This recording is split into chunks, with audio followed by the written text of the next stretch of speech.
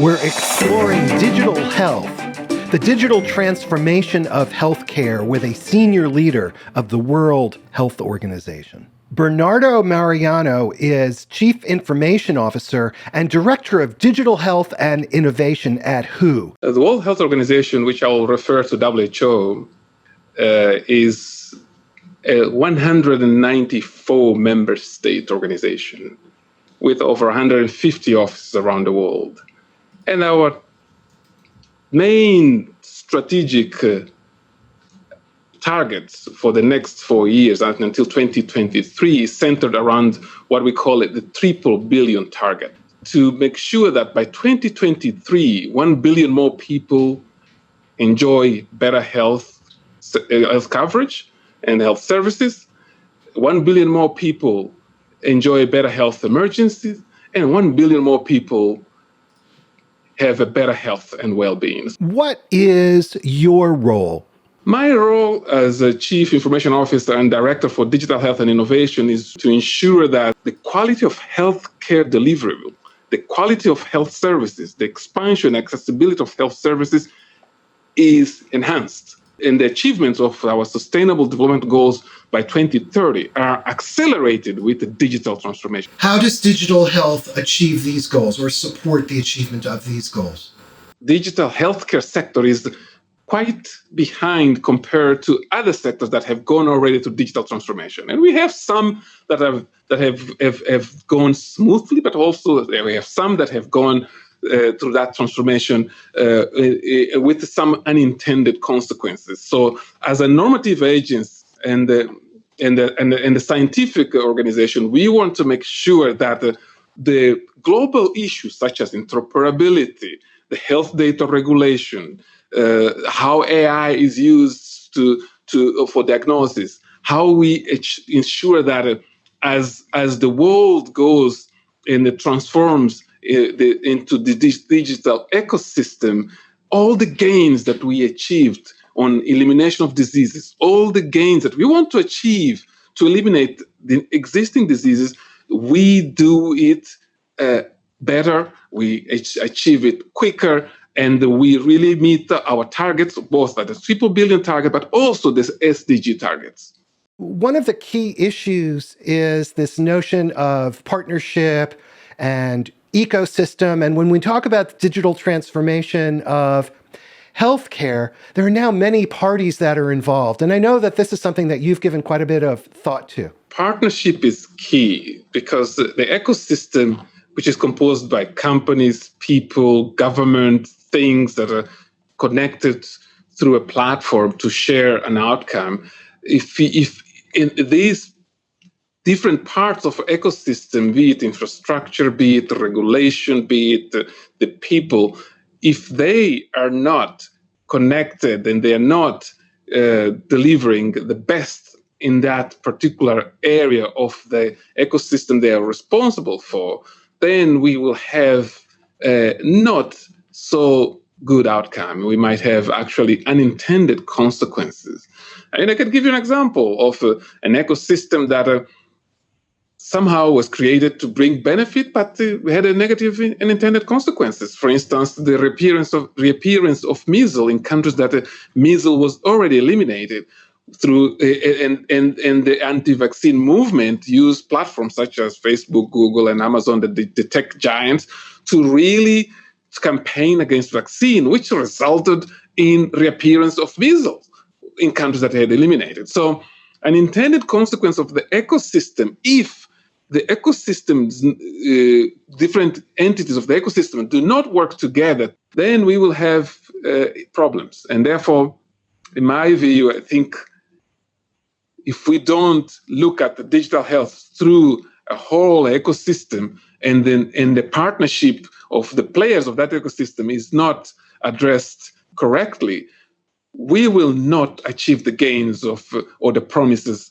that the gains such as AI or blockchain or precision medicine or even genomics can bring. So we really need the best partnership to look at all angles of the ecosystem.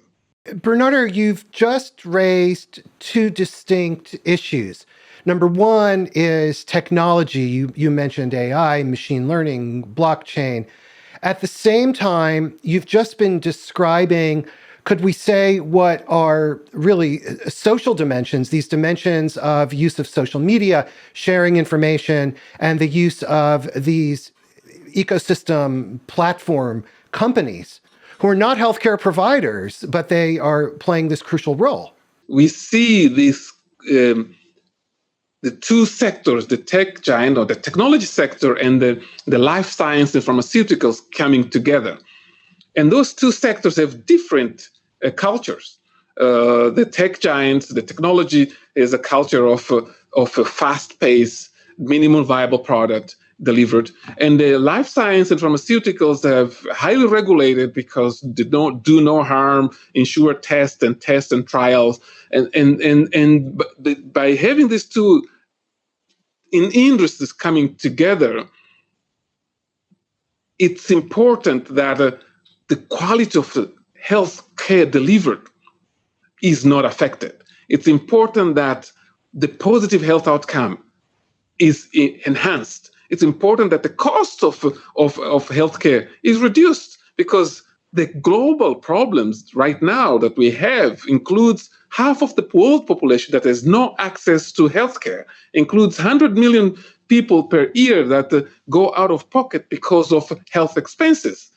So we want digital health and the transformation of digital health to ensure that the global issues that we are facing today, the challenges that we have, is addressed by the support of the technology. And therefore, the organizations such as WHO, we are there to really try to make sure that we find that equilibrium between tradition and technology, digital transformation, to achieve the positive health outcome, to really get the best out of technology, to really deliver the best value for healthcare. And health is important for all of us. How do we accomplish this goal and align the interests? Because when you have any type of ecosystem, such as you're describing, there must be some harmony among those ecosystem partners and the incentives. Because as you said, the medical professionals have the goal of health and wellness, whereas platform companies have the goal of profit making. This seems like a tough bridge to overcome, or am I not correct in that? It is. Today, I donate blood.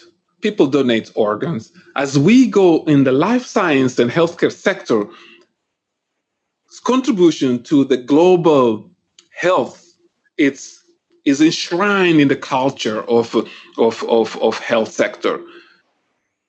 We have the tech giants that monetize on data, the Googles, the Amazons, and the Facebooks and the others.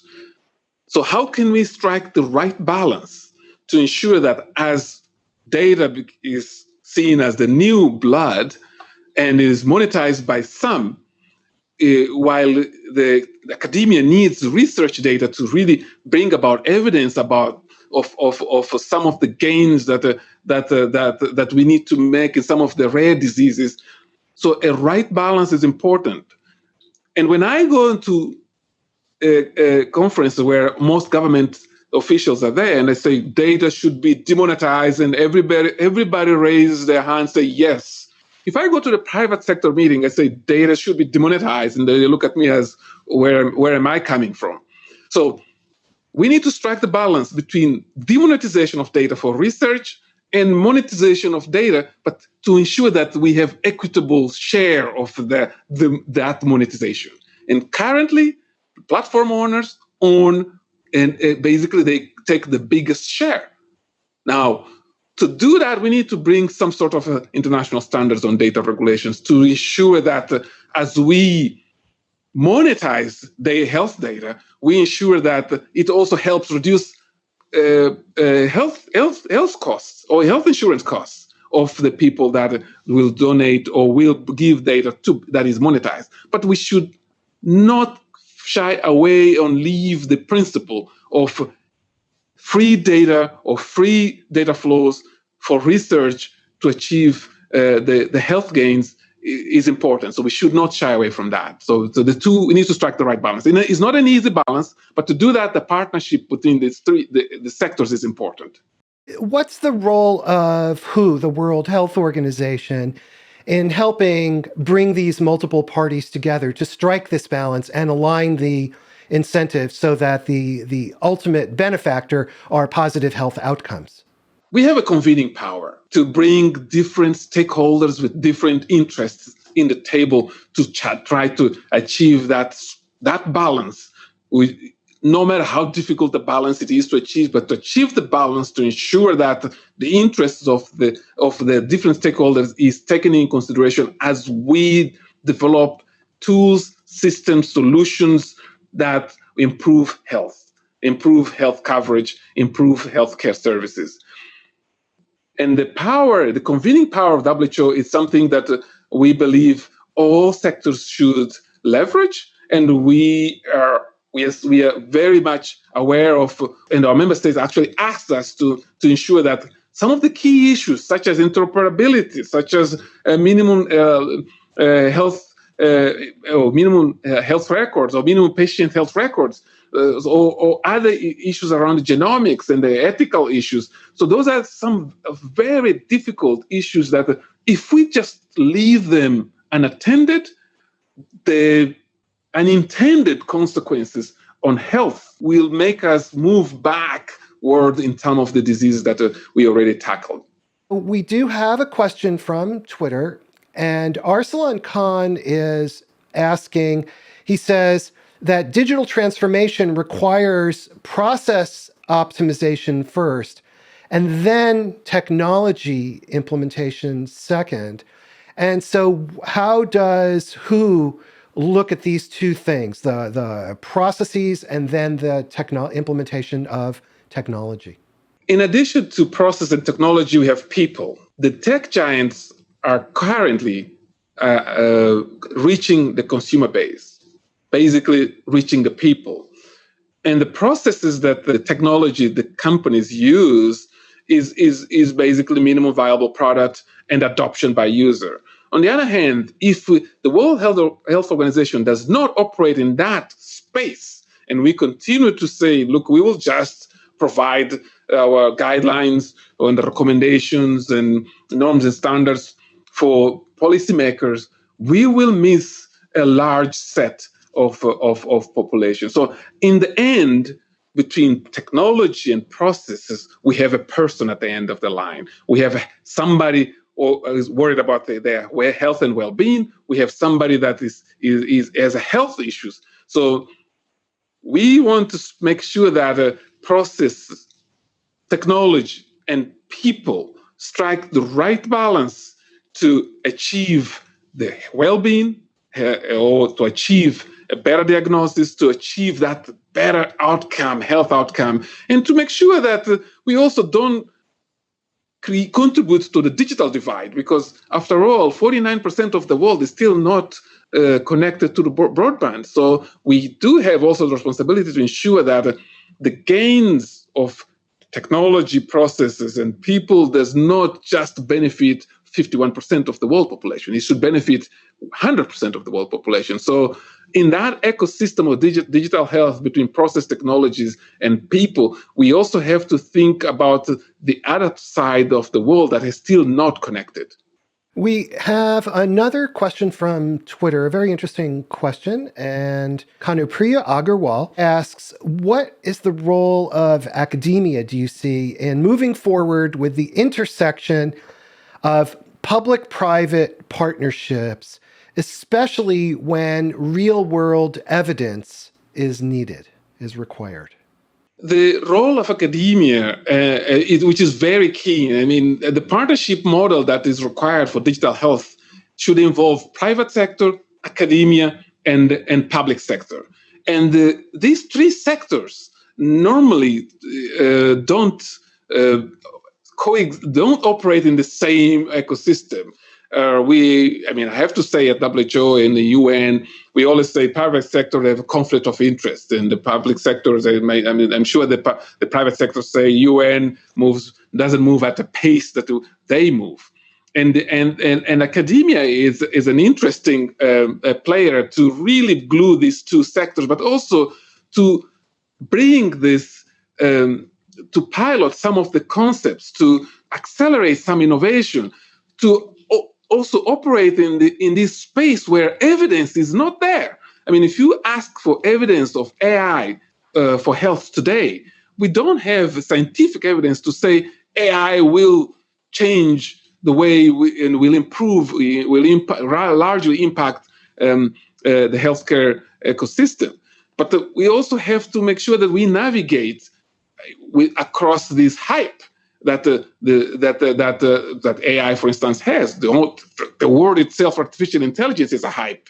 So academia, with the scientific knowledge and research, has a very, very important role to strike the balance between the public sector reservation in relation to the interests of the private sector, and the private sector reservation in relation to the public sector slowing down innovation, to really bring the right balance to achieve those positive health outcomes.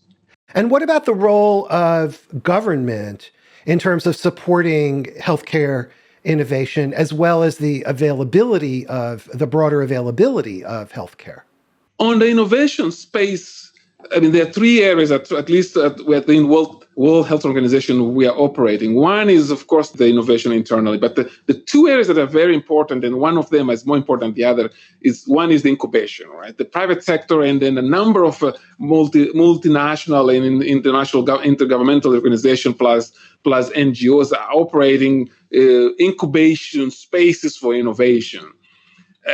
From our perspective, we want to make sure that if an innovation happens in Timbuktu in Mali, that innovation can actually have the opportunity to scale up. And scaling up innovation for impact, special health impact, that's where we want and we should put a lot of emphasis, at least from the global perspective, to ensure that if there is an innovation that will address tuberculosis or resistance to antimicrobial resistance, we have lots of examples on HIV/AIDS, and we need to join partnerships with both private sector academia and public sector governments, and as well as UN agencies, to drive that scaling up of that innovation, to make sure that the impact of that innovation that can save lives is accelerated. The role of WHO in this, as you said earlier, is in having the ability to convene multiple groups who would not otherwise be so willing to come together. Exactly, and then ensure that for instance, governments and private sector and academia, as those innovations take place or are tested or go into trial and prototypes, the issues that we need to address, they are addressed at early stage. We don't have an afterthought that this product or this innovation was supposed to improve health or improve diagnosis or improve management of aging, and then in the end actually is harming people. So we want to strike the right balance. So we can bring regulators, government agencies, private sector, academia, to really look at the different angles and bring the best out of each of these entities to ensure that the end product is one that delivers the good and the positive health outcome. Let's come back to this topic of data, which is so complex because on the one hand, you have data as the source for machine learning and various techniques to uncovering patterns that can teach us a variety of different things that will help improve health outcomes. And at the same time, we have these various ethical considerations, such as the ownership of that data. And so how do we start to navigate this data confusion? That's where the role of the World Health Organization is key, to ensure that we bring about some sort of international regulation on health data. The European Union has the GDPR that protects privacy, and each country have their own national privacy laws to protect the citizens' data. And more countries are actually bringing laws that forbid the cloud providers to take, for instance, data to the cloud, because there are a number of examples of countries that health or national data by regulation should not leave national borders. So as these different interests and different perspectives come into play, and with the power of machine learning and artificial intelligence to really lean on big data to address some of the critical diagnosis or treatment of diseases, we want to strike that balance to ensure that privacy, ethical consideration is addressed to allow data sharing or sharing of global or data for global good to deliver those positive health outcomes, to deliver these gains, the acceleration to address diseases that otherwise we have challenged to address because are in remote areas, or to really bring primary health care or take primary health care to a next level because of the digitalization. So the health data regulation is key, and this is enshrined in our global strategy that is going to approval to our member states in May. So that we want to ensure that as we go and get approval from our 194 member states on this global digital health strategy, one of the deliverables of that strategy is the international health data regulation to exactly address the issues we just talked about. We have another question from Twitter. And again, this is from Kanupriya Agarwal, and it relates to trust. How do you see the public's role of trust in these digital health technologies evolving over time? Because trust seems to be a key part of this. Without that, the potential of digital health, we will not unleash the full potential.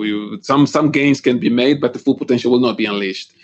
And the trust comes with not by incidents such as data leakages or others that we see happening. So people-centric approach and involvement of people at the early stage or at every stage, and creating the capacity of dynamic consent, for instance, which I think the European Union is leading on that, meaning that today I want to share my data for research, and tomorrow I don't want to share my data. So I should have the capacity to say to have the dynamic consent. Today, the consent is done in a way that I give a consent, and the consent is given for almost for life, kind of in some aspects. But I think we need to move now from a consent, a blank consent, to a dynamic consent, and that requires technology and processes to be aligned. That requires one of the consequences of such a technology and process be aligned to a dynamic consent will start to bring about the trust, because if I can trust that my data is safe, and I have the power to give consent and not or to revoke it, I think that's where the ecosystem needs to move towards, to ensure that the similarly today, when I decided that I want to go and donate blood because I feel that it is part of my gesture as a global citizen of this world to donate blood to a blood bank, and tomorrow I don't want to do that. So I have the power to decide whether I want to do it or not. And that dynamic consent is important. And the platform providers, the technology, and the processes around it have to be enforced and to ensure that that happens. So that's the only way to start building the trust in the system. And the trust is key. What I find fascinating about this, if we think historically, healthcare advancement was about basic research into vaccines, antibiotics, scientific research in the lab. And today, so much of healthcare research relies on data, and therefore this set of issues around data privacy, security, consent, as you were just describing, is an almost equal partner as research in the lab. So is my point of view a naive point of view that consent is almost an equal footing here? You are right. All the trials and the consent for trials in the lab, because the technology, digital technology, is not just about supporting healthcare providers, or healthcare practitioners. It's also supporting, accelerating the research. I mean, it will change the way companies, especially on life science, do clinical trials and then assess the impact of those clinical trials and then report on them. And then as we think about AI, how can we ensure that AI that use data from one country and is sold in a different country in the different part of the continent, how can we ensure that the correlation or the local context is taken in consideration in that process? So data is an equal partner, trust is important, and research without data today will not deliver the results that need to deliver. So therefore, at the World Health Assembly, we have established a science division with a research for health and digital health in part of the science division, in addition to norms and standards, to really address and be at the forefront of this important topic, both digital health, but as well as research for health. There must be examples of positive cooperation. And the reason I'm asking is because I work with many different technology companies. And, in Silicon Valley, despite what we may say, the profit motive is king. And harnessing these companies to relinquish data or protect data in ways that interfere with profit making seems an almost impossible task. Not really, because we are exploring partnership with some of the tech giants for them to relinquish data for research, depersonalized data to make sure that we can achieve some of the gains that depersonalized data can provide for research, some of the insights.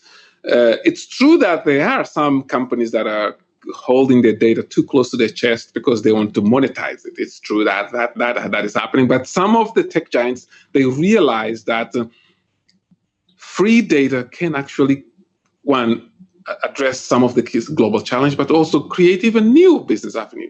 Think about the geopositioning data.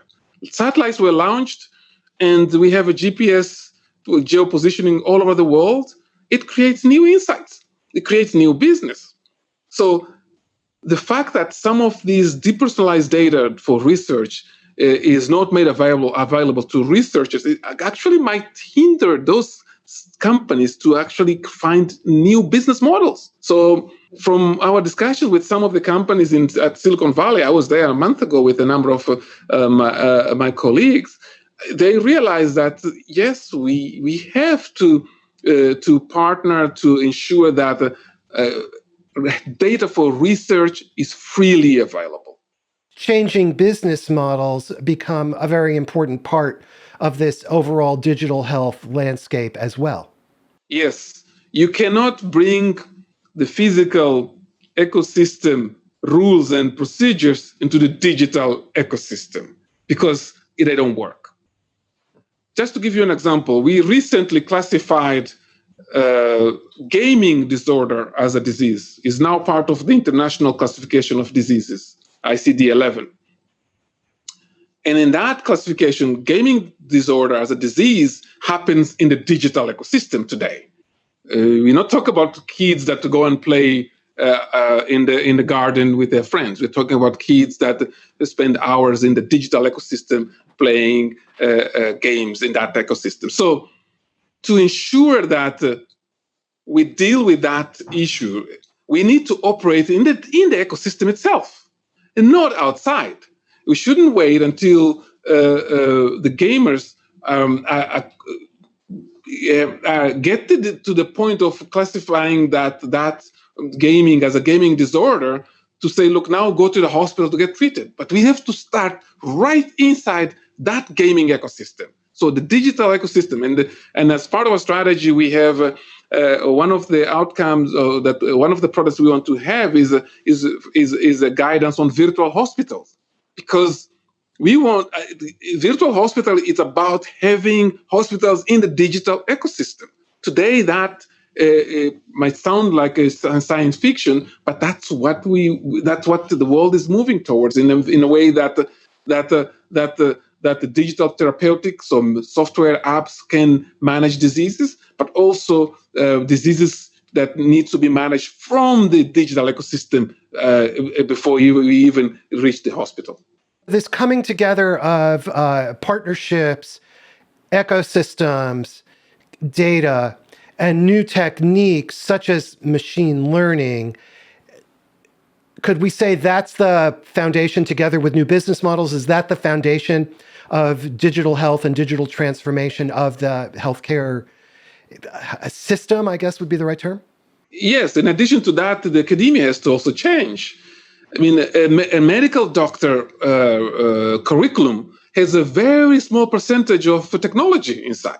And yet we are moving to a digital ecosystem where a medical doctor is not just about interaction between the professional, be it a nurse or a doctor, with a patient. It's also the interface with machine learning, with technology, robotics, and augmented reality. And all that needs to be factored into ecosystem. So the literacy is key. You can have the best product, well tested, but if literacy is not there, the gains of that will not be realized. So the academia has also a role to rethink and relook at the curriculum of medical doctors at university, or nurses, or even how to train midwives, to ensure that we really realize the gains and the potential of a digital health transformation.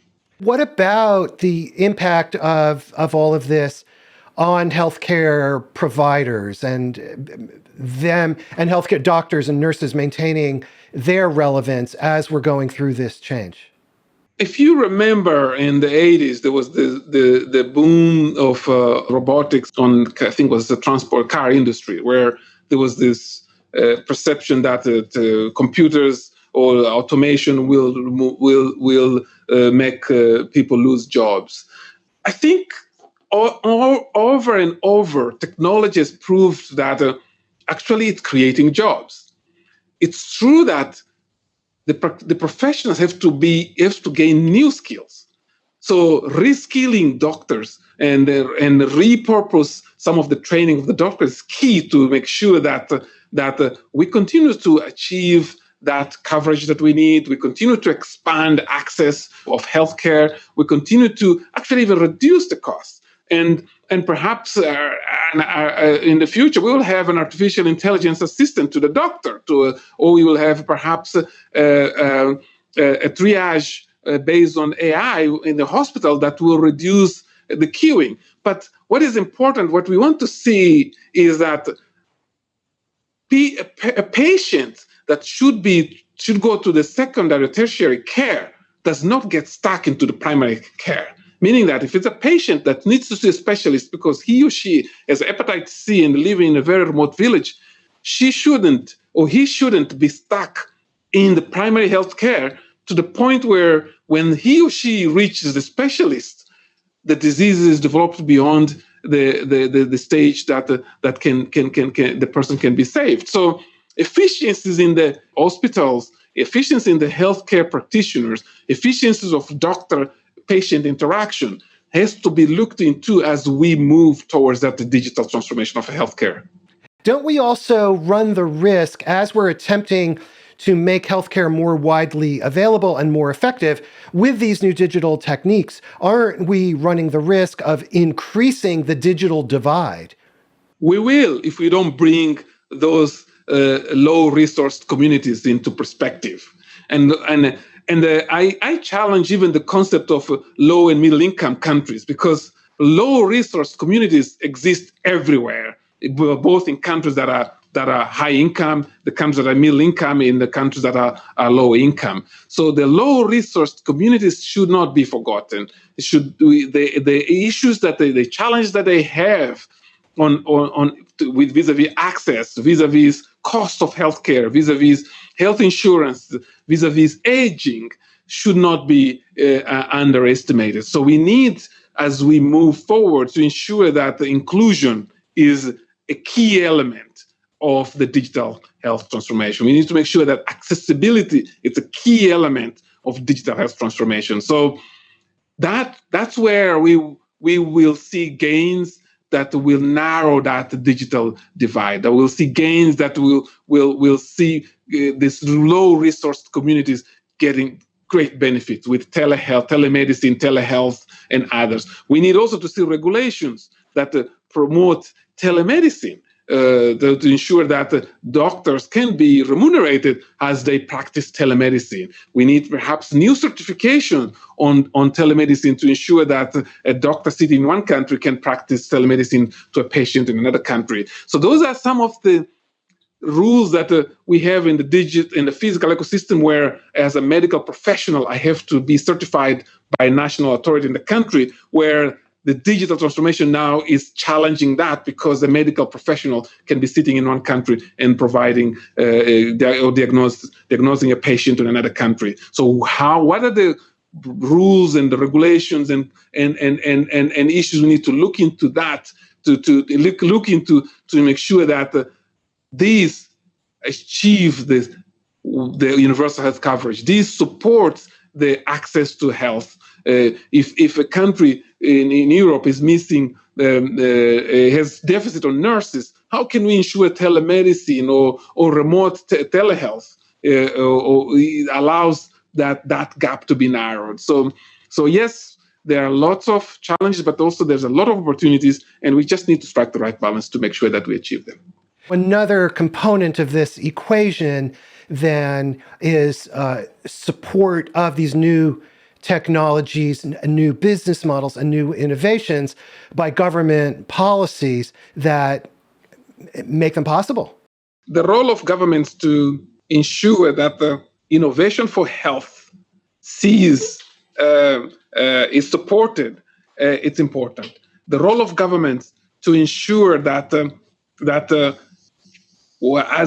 as innovators and as private sector accelerate that innovation for health, we need to ensure that the governments and the public sector are not a part of a roadblock, or are not part of hampering that innovation. So we need to transform within to allow the transformation to happen. So at the World Health Organization, we one of our targets and one of the outcomes is really to promote innovation for health, and that's what we want to do with a number of partners. We are currently working within and also with bringing some partnerships, and we are preparing also our strategy, our innovation strategy, to make sure that the innovators that have innovation for high impact on healthcare sector, they have a pathway to scale up. They have a pathway to really realize those potentials. So yes, it is important, and I think it's important that we also recognize our own biases as we talk about innovation, and to ensure that innovation is not just in Silicon Valley, but it's also in Mozambique. I'm from Mozambique, so it can be in Mozambique, can be in Timbuktu in Mali, can be in Angola, can be anywhere in this world. And we need to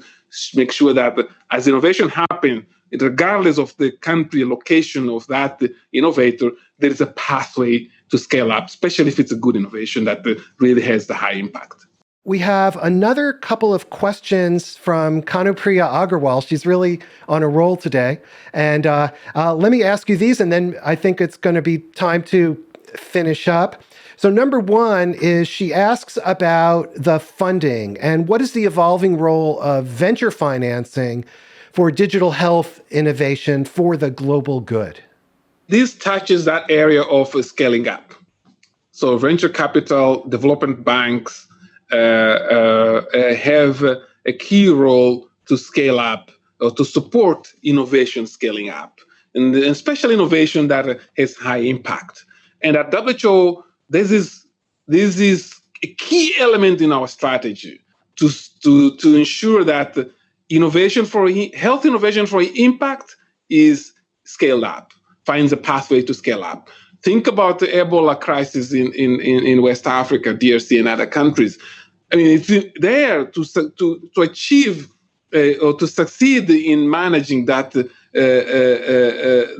or control the disease. We need innovators, and the innovation needed to be very fast to bring the vaccine, to bring about the vaccine, to bring about the treatment, to enhance care, and then ensure that the patients and the risks of those diseases are mitigated early enough. So that's a good example of a partnership between private sector, public sector, academia to really bring about innovation that have a very good impact on health. So the role of venture capitals, the role of development banks, the role of commercial banks to scale up, it's key. And the role of WHO within that process is to contribute or to at least acknowledge those innovations that have high impact, that will support the achievement, accelerate the achievement of Sustainable Development Goal number 3, health for all, and ensure that health gains are realized through innovation. Very important question and topic. And she has another great question. Kanupriya Agarwal, you should be sitting here in my chair asking these questions. The issues you're raising are fantastic. And she says, have we studied and drawn any parallels from other industries using digital and undergoing digital transformation? And what conclusions or lessons could be applied to healthcare? We have some good examples of other industries. I think the financial sector is perhaps closely related to health. One, because it's highly regulated. Two, privacy and security is key. Three, it impacts everyone in that ecosystem that uses that. And you have to, if you roll back 15 years ago, we used to call digital banking, digital financing. Today it's digital. It's it's no longer digital. The digital world disappeared. So the digital health, that's as we call it today, 10 years from now, I think we'll just call health, because it will be part of the new normal. And we want to do better than the financial sector. We want to do better than any other sector because it impacts health. At the end of the line, there's somebody's life and somebody's health at stake. And that's the life or the health or the well-being of that person is more important than anything. And therefore, it is key that we do it right. We do it better than the financial sector. We do it better than the social media. We do it better than any other sector because we can't negotiate health. Health is a human right, and we want to make sure that products, systems, and solutions in digital technology delivers better health outcome and not bad ones, and does not do harm. And we want to make sure that quality of health is enhanced, increased, and the coverage is increased as we go through that digital transformation. We have another question from Twitter, again from Arsalan Khan. You guys are asking great questions. Thank you for that. He is asking, are there any examples of countries that have adopted digital health on a very large, wide scale? And what has the result been? With the risk of being so undiplomatic, normally in the UN, we try not to mention one country because the other country will think that they're a better system. Let me perhaps start by saying that the digital health maturity level needs to be assessed in different countries, because the prioritization of digital health investment should be aligned to the maturity level of the country on digital health, because some countries are way advanced that need perhaps the challenges is different than the countries that are still quite behind vis-a-vis electronic health records, perhaps, and so on and so forth. But one country that comes to we always use as an example is Estonia. So if you look at Estonia digital, how the whole country moved to e-government and the whole system into the digital ecosystem, including health, I think it's an interesting country to look into. But we have also countries that are quite advanced in Europe, in Australia and other countries that are moving quite strongly towards that. But the one problem that every country has now, that with no exception, is interoperability of health information systems. The interoperability is an issue that no matter which maturity level the country is on digital health, that issue is a key issue that at the World Health Organization we want to support, because it's a global issue, and in this globalized world, without interoperability, we will not really achieve all the gains that the technology or digital health technology could support. So therefore, yes, while at national level and subnational level we have a number of a very good example, but in many developed countries, we still have the issue of interoperability. Kanupriya Agarwal makes the comment that, because I said that I invited her, she should be the interviewer today. And she says, actually, she's an elected member of the WHO digital health roster of experts. Yes, that's very good. And then the roster of experts and also the technical advisory group are a group of experts that we are leaning into as we navigate this journey of digital transformation to ensure that the expertise that is out there is used for a global good. So thank you for having expressed interest to the digital health roster, but also the technical advisory group. Bernardo, as we've been speaking, we've covered a great many set of issues. What advice do you have for policymakers to navigate this very difficult set of challenges and conflicting set of goals among the various partners and players?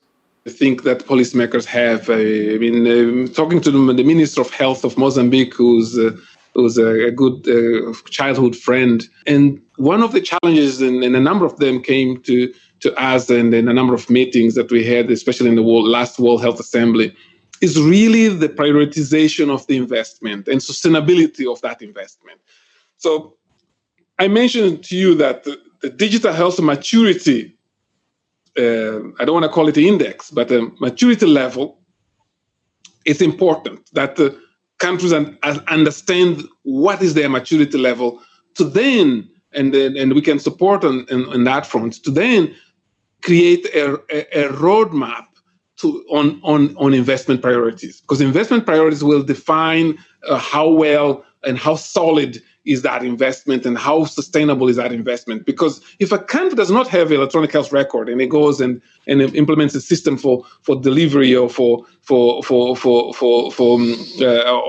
even on artificial intelligence, so that country, that investment might actually not yield the benefits that the country is trying to achieve. So depending on the maturity level, we want to.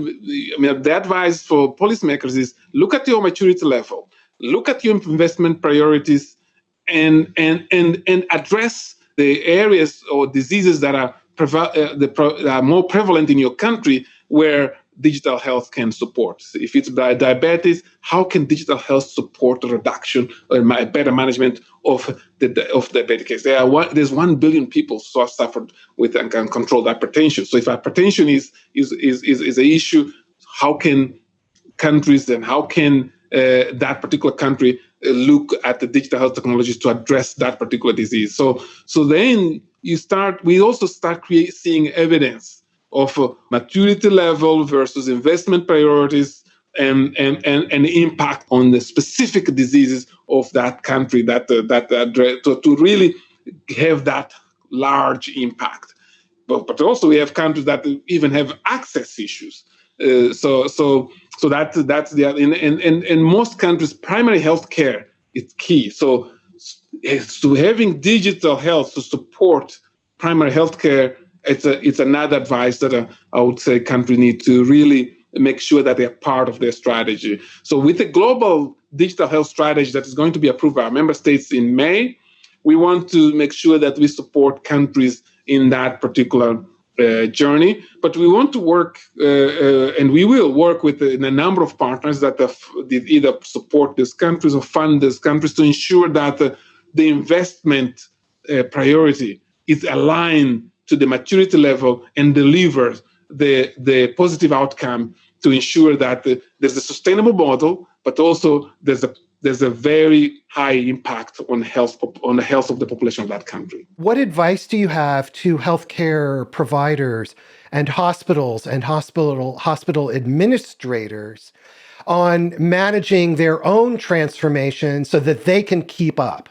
For hospitals and healthcare providers, the status quo is no longer a possibility, meaning that digitalization or digital transformation of healthcare providers it should be part of a strategy of any hospital. And I see, at least in some of the hospitals in the development world, that is already taking place.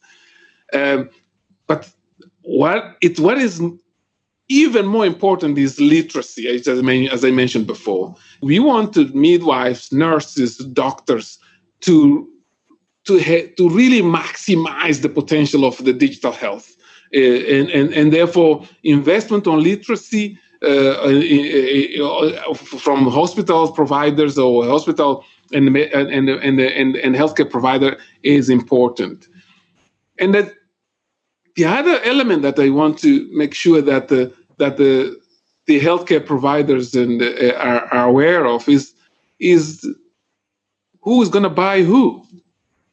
Are the tech giants buying healthcare, or the healthcare will continue to use technology as they've been using before? So that has to be very, very close to the mindset of healthcare providers. If they don't pay attention, actually the tech giants will buy healthcare providers. I think we want to ensure that the delivery of care and the quality of that delivery does not go down. No matter where that hospital is, be it in a developing world, in the developed world, the quality has to increase as we digitalize health, as we go health in the digital ecosystem. At WHO also, we have a drive to digitalize WHO content, products, and services. That is an internal drive to ensure that the guidelines, products of WHO, they are available in a digital ecosystem. So hospitals needs to ensure that to look at the issues such as virtual hospitals, so issues such as a virtual assistant to medical doctors, so issues as triage that happens that increase efficiency of queues at a hospital. So it is important that the hospitals embrace the journey and then do it, ensuring that the quality of healthcare, the real deliverable, is not penalized. Okay, what a very fast and important set of topics we've been discussing. We've been speaking with Bernardo Mariano. He is the Chief Information Officer and responsible for the Digital Health Initiative at the World Health Organization. Bernardo, thank you again for taking your time to be with us today. My pleasure. Thank you for having me here today. Everybody, thank you for watching. Before you go, please subscribe on YouTube and hit the subscribe button at the top of our website, and we will send you great information about upcoming shows. Thanks so much. I hope you have a great day, and we'll see you again soon. Take care. Bye now.